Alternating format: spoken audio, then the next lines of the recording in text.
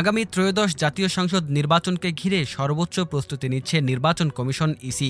রমজানের আগে ভোট সম্পন্ন করতে কমিশন যেকোনো পরিস্থিতি সামলানোর পরিকল্পনা করছে বলে জানিয়েছেন প্রধান নির্বাচন কমিশনার এএমএম নাসির উদ্দিন। বৃহস্পতিবার রাজধানীর আগারগাঁওয়ে নির্বাচন কমিশন ভবনে সাংবাদিকদের সঙ্গে আলাপকালে সিইসি বলেন, কমিশন ঐতিহাসিক ও অংশগ্রহণমূলক নির্বাচন আয়োজনের চেষ্টা করছে। সব দলের সমঝোতা নিয়েও তিনি আশাবাদী। নির্বাচনকে কেন্দ্র করে প্রতীক বরাদ্দ প্রক্রিয়াতেও কাজ এগিয়ে চলছে। বুধবার নতুন ১১৫টি প্রতীকের তালিকা গেজেটে প্রকাশ করে কমিশন। তবে তালিকায় কিছু প্রতীক স্থগিত থাকায় রাজনৈতিক অঙ্গনে কৌতূহল তৈরি হয়েছে। বিশেষ করে নৌকা প্রতীক স্থগিত রেখে দাঁড়িপাল্লা প্রতীক পুনর্বহাল করা হয়েছে। অন্যদিকে নতুন রাজনৈতিক দল এনসিপি ও নাগরিক ঐক্য উভয়েই যে প্রতীক চাইছিল সেটি এবারও বাদ গেছে।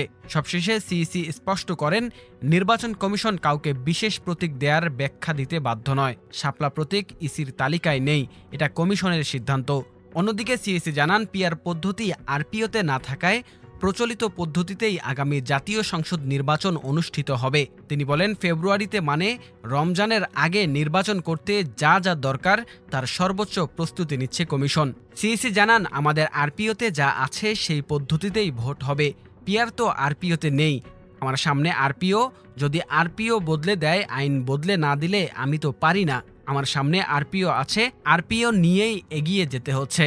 সব দল নির্বাচনের আগে সমঝোতায় আসবে আশা করে প্রধান নির্বাচন কমিশনার বলেন, রাজনীতিবিদরা কেউ নিয়ম ভাঙার নিয়তে মাঠে নেমেছেন এমন পরিস্থিতি নেই।